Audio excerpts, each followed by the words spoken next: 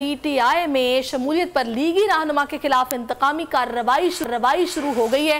फैसलाबाद के सियासी और समाजी शख्सियत राना शौकत को नोटिस जारी कर दिए गए हैं। राना शौकत की नवाज शरीफ समेत दीगर के साथ तस्वीर बोल न्यूज़ पर आप देख सकते हैं। राना शौकत खानदान दिल बर्दाश्ता हो गया है और इनका जुर्म बन गया है तहरीक इंसाफ का साथ देना। ब्यूरो चीफ गुलाम दस्तगीर हमारे साथ मौजूद है।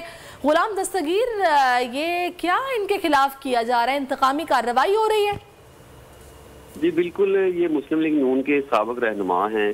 तो मुस्लिम लीग नून की अजब कहानी है और मंतक अजीब है।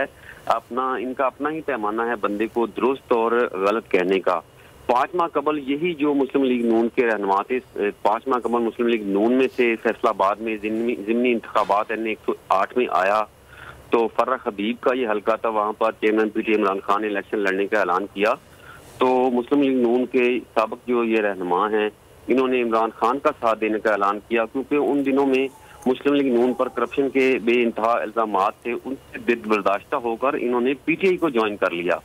तो अब इनको पीटीआई ज्वाइन करने की सलाह ये दी जा रही है कि अब इनको एफआईए की जानब से 5 माह बाद जो है नोटिस जारी किए जा रहे हैं कि ये मनी लॉन्ड्रर हैं। जो 5 माह कबल जब ये मुस्लिम लीग नून में थे तो तब इन पर कोई भी उंगली नहीं उठी, तब ये दूध से धुले हुए थे मुस्लिम लीग नून के लिए। तो अब ये मुल्ज़म बन गए हैं, मनी लॉन्ड्रर बन गए हैं। गुलाम दस्तगीर, मुझे बताइएगा कि क्या मतलब वो हथकंडे इस्तेमाल किए जा रहे हैं? अभी कल वो मामला हमने सारा देखा है जो उस्मान डार के ऊपर इल्जामात, और वो एक गार्ड को ले आए और फिर वो ठेके और पैसे और पता नहीं क्या क्या कि उनको साबित करने की कोशिश की कि एंटी करप्शन को उनके पीछे लगा दिया जाए। अब यहाँ पर भी आप बता रहे हैं किस तरह के नोटिस और ये सब कुछ किया जा रहा है, ये क्या कर रहे हैं? जी बिल्कुल, ये जहाँ पे जो हल्का है ये साबिक वज़ीर दाखिला का है। तो ये साबिक मौजूदा वज़ीर दाखिला राना सनाउल्लाह का है। तो जो वज़ीर दाखिला राना सनाउल्लाह हैं, उनके ये दस्ते राज थे, मियां नवाज शरीफ के करीब थे, पार्टी के साथ वफादार थे। लेकिन जब मुस्लिम लीग नून पर उंगलियां उठना शुरू हो गई तो अहले इलाका की जानब से इनके अपने जो हुमायती लोग हैं, इनके अपने दड़ों ने कहना शुरू कर दिया कि मुस्लिम लीग नून को छोड़ दिया जाए और पीटीआई में शामिल हो जाए।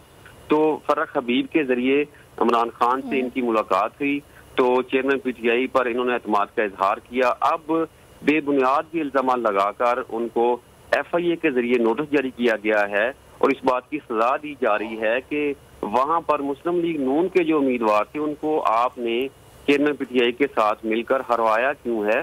तो हरवाने की सजा जो है अब उनको 5 माह बाद इनको कहा जा रहा है कि आप मनी लॉन्ड्रर हैं। 5 माह कबल इनको ये दूध से धुले थे और 5 माह कबल इन पर कोई उंगली नहीं उठाई गई।